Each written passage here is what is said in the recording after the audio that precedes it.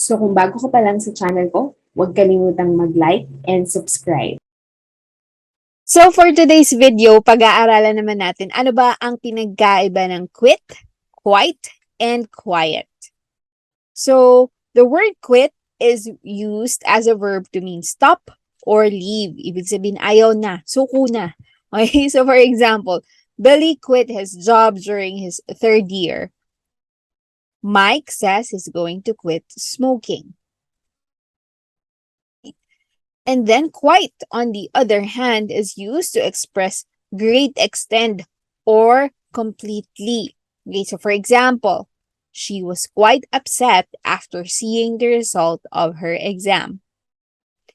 I am quite sure that I don't like the way she behaves.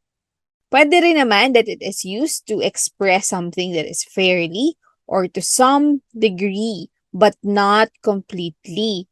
Okay? So, pwede siyang to great extent and pwede rin namang to some degree only. Okay?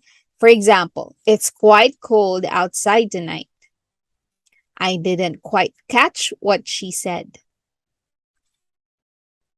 So, ang quiet naman means to be silent or free from noise. In Filipino, tahimik or walang ingay. Okay? So for example, he was looking for a quiet environment to study. The tenants just want peace and quiet. Quit expresses an action that you'd like to stop or leave.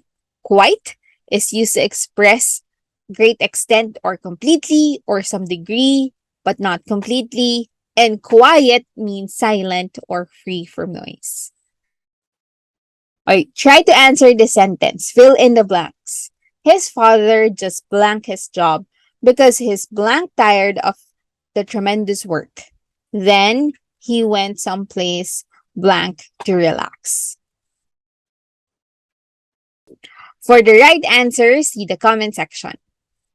So I hope madami kayo natutunan sa video na ito. Please like, comment, and subscribe.